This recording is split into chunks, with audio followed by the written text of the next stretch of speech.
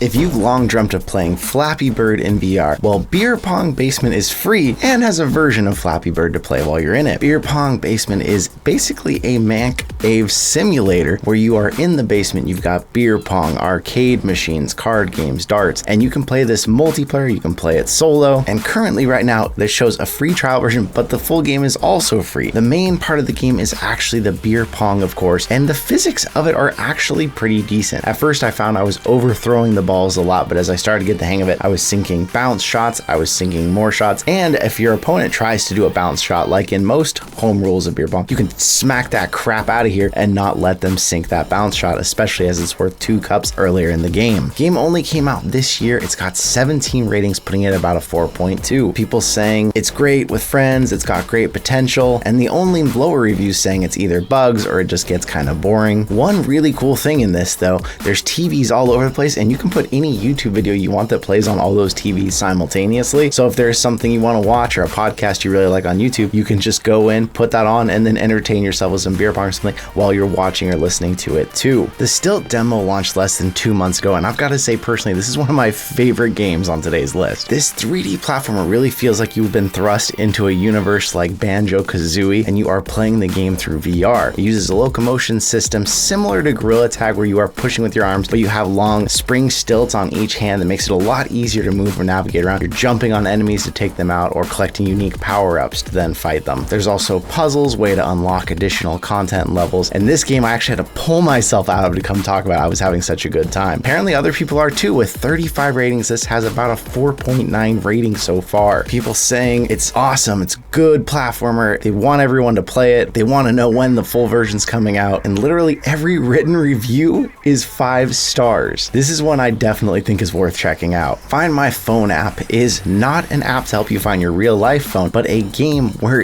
you are in a world where you have lost your phone, but luckily on your tablet you have a Find My Phone app, albeit a more dark humor and mean style of app. This game is really funny. It's a short exploration game where you're trying to just find your phone. Pretty self-explanatory. With 87 ratings, this is at about a 4.3 rating. 72% of them are 5 stars, saying it's very funny, they want more of the game, and they finally found their phone. And the only written reviews that are below that are saying there is some glitches, the game's older, so the hands aren't always working as well, or it's stopping them from progressing in the game. But it's a game for those of you who like that self-deprecating humor, or anybody who has struggled with finding their phone in real life might find this relatable. A lot of the VR soccer apps have been very popular so far in the free Quest games, but how about a finger soccer VR game that's a little bit more akin to like a foosball style game? This game works with either hand tracking or actual controller tracking if you want to be a little bit simpler of a style. With hand tracking, you can even flick your actual characters to knock them towards the ball. It's got tons of options in it to change how the game works. You're choosing your team, your formations, but then you can change your player size, your game time, the arena you're playing in, and things that will actually affect how the ball moves, like how sticky it is. Only 8 ratings so far, so it doesn't seem like this game is very well known, but about a 4.2 at that. And there's only one actual written review with a 5-star category, says give it a try. Of course, saying it is a fun little physics-based experience and they prefer the controllers over hand tracking. Still, sadly, like it seems most hand track games are. A game that really looked up my alley, 2076 Midway Multiverse, is like the old arcade games that are from the side or from the top down, where you're in a spaceship battling waves of incoming enemies, and through power-ups or additional weapons, you're trying to fight through these walls of enemies to get to the next level. 2076 puts a new spin on this in VR, where you are now sometimes playing it classic style, sometimes playing fully immersive and moving the ship around along with a drone, as well as you are trying to fight through enemies. There's even a storyline. You're a time traveler who went back in time and changed the course of the world to prevent the Nazis from taking over, but now the Nazis from alternate universes are coming back to fight and try and reclaim this timeline. There's VR and AR versions of the game, and the game, I will say, would be absolutely awesome if it was a little better optimized. When I was recording, it was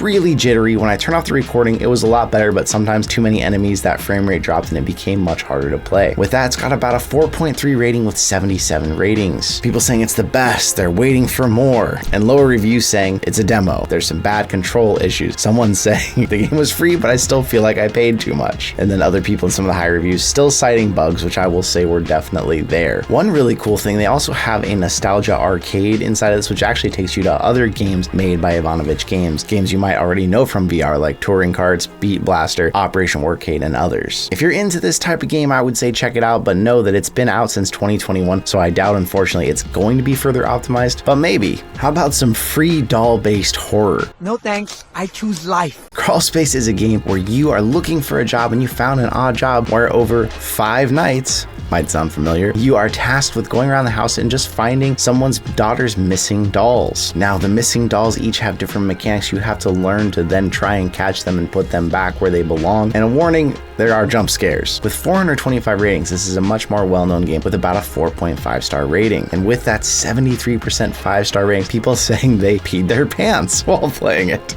People saying they were too scared to finish it. It's really good, but does have some glitches. The lowest reviews saying they're too scared. It's rated everyone, and they say it should be rated higher because of how scary the game is. Or some people saying it didn't work when they try to install it or it's buggy. That said, I know I personally do not care for dolls, and this game is super creepy and probably only for those who really like horror games. We've talked about the free series of games Cactus Cowboy, and one of them is even available free on PSVR too. Cactus Cowboy Fully Loaded, aka Cactus Cowboy 3, is a VR first-person shooter adventure. You're fighting off an alien invasion with 20 different weapons, and of course your cactus hands to even fight them. The Cactus Cowboy series has become more well known with all of these multiple games that have been launched, although this one only has 76 ratings, giving it a 4.5 star rating. 81% of those are 5 stars. Best shooter ever, very well made. Some saying even though it got 5 stars, the first and second one were still better than the third one. And some people being kind of confused by the title, saying that it's not as good as games like Plants at War, which was actually the more recent game and the one that's free on PSVR too. If you're a big Cactus Cowboy fan, or if you just like free shooters, I'd say this one's worth checking out. Goalieinator is not meant to be a hardcore simulation of goalieing in hockey, but it is an arcadey game based on that. This game puts you in the hockey rink as a goalie with all different types of options and modes to customize how you're playing this. Training modes, leaderboards, and you can even customize the colors of your gloves, blockers, and your goalie stick. With 80 ratings, this is at a 4.5 star rating.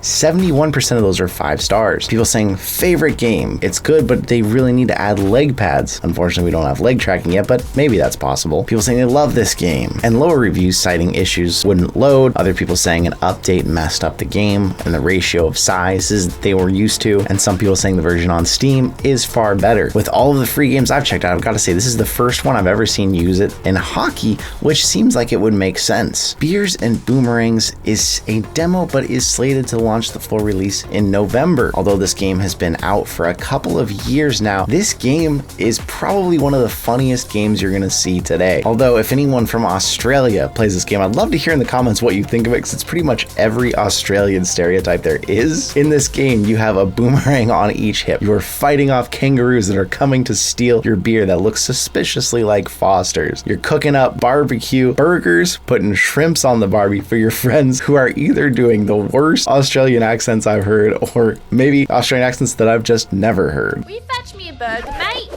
Ruth got it perfect. This demo version is pretty short, only giving you a few levels, but it really gives you a full idea of what's coming in the game. And I will say after playing it, I will be watching for the full release of this game. It's got about a 4.8 rating with 58 ratings. 90% of them are 5 star. Nice treat, amazing game. 10,000 out of 10. And the worst review I could find written on the game was still 4 stars. If you've got 20 minutes to burn, I would suggest downloading this, checking it out. Although be careful, I got so immersed throwing the boomerangs that I punched my wall, and I haven't done that in a while. Arena Jam is probably one of the most complete free-to-play hero shooters that I've tried so far, and for some reason it has 0 ratings on the Oculus store and on SideQuest, even though it's been out since May 2nd of last year. This game, you drop in and it feels very familiar if you've played games like Unreal Tournament. You've got a weapon wheel on one hand, grenades, shields, force fields, and you drop in, you can go 1v1, 2v2, capture the flag, and you can get in and try this even just with bots. The game moves really well, looks quite good for the art style that it uses, and so I'm shocked that there seems to be no ratings or people just aren't aware of this game. That said, with how few people are aware, you can probably download this with a few friends and just play it together, but it's actually really cool. That's another 10 free games for you to check out, some new ones, some classics in there. Thank you so much to all of you. It seems like you've really been enjoying the games list, the VR news, and of course all the reviews we do. More than anything, just thank you for being here with me all along this journey. We reached 40,000 and we're almost at 41,000 now. Thank you,